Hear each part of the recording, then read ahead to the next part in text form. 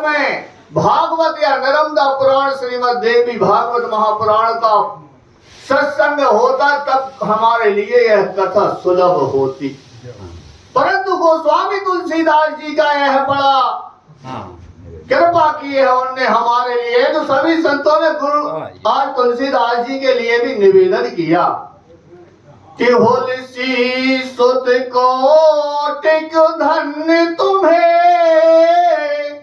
कविता कछु ऐसी बनाए गयो जिनको जग में कछु ठोर नहीं, उन्हें व्यास बना के पुजाए गयो जिनके पग में बन हुई भी नहीं, उनके सर छत्र फिराए गयो द्वापुर में एक ही और व्यास भय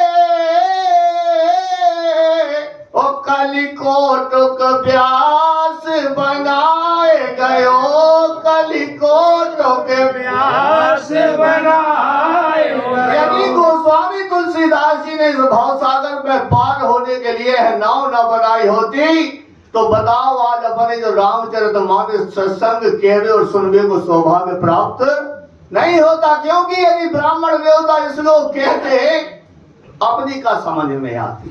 मानो गोस्वामी तुलसीदास जी ने पहले तो संस्कृत में लिखा 7 दिन तक लिखा और 7 दिन के बाद में दिन में लिखे और रात में सब मिट जाए।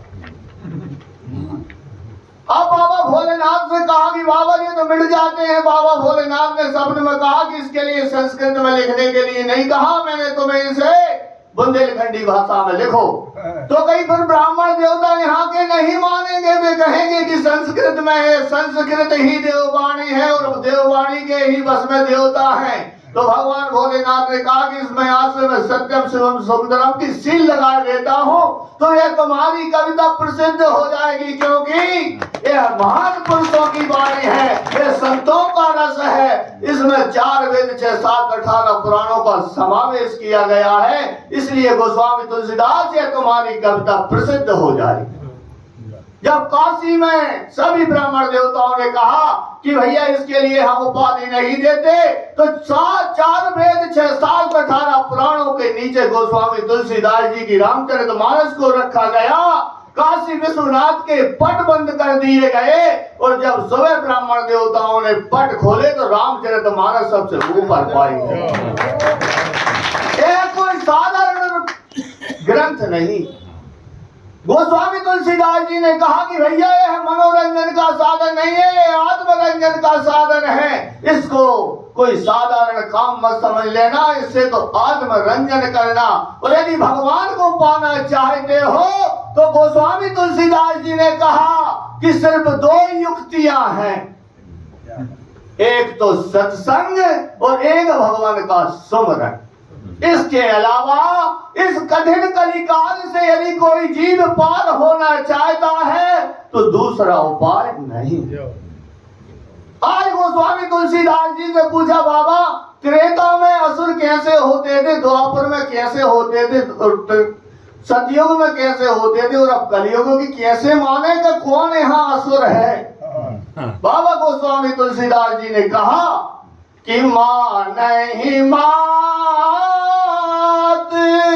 और पिता गुरुदेवा और साधन सन करवा वही सेवा और जिनके यह आचरण भवानी ते जानहु निश्चर सम प्राणी। वही निशाचर है जो अपने माता पिता का और गुरुओं का ब्राह्मणों का सम्मान नहीं करते, उन्हीं के लिए तुम समझ लेना कि ये निशाचर है। आज गोस्वामी तुलसीदास जी कहते हैं कि यह सुंदर कांड है। सुंदर कांड के बारे में भी मैं 2 शब्द बोलना चाहूंगा। इधर किष्किंधा कांड निकल गया, इसके बाद में लंका कांड लगने वाला। तो गोस्वामी तुलसीदास जी से पूछा कि बाबा इसका नाम सुंदर कांड क्यों रख दिया? इसमें तो लंका जली है तो लंका दाह कांट लिख देते। इसमें निशाचरों को मारा गया है तो निशाचरों की हत्या कांट लिख देते। इसको सुंदर कांट लिखने का क्या कारण है? गोस्वामी तुलसीदास जी ने कहा कि किस कंधा में सिर्फ विचार हो रहा। सुग्रीव जी पर्वत पर बैठे हैं और भगवान से कह रहे हैं कि मंत्री सहित और यहाँ एक बार और बैठे रहा हूं मैं करत विचार अकेला हो रहा है, कार्य नहीं हो रहा है। इसलिए किष्किंधा कांड को गोस्वामी तुलसीदास जी ने महत्व नहीं दिया। और लंका कांड में क्या हो रहा है? लंका कांड में कार्य हो रहा है, मनो विचार नहीं हो रहा।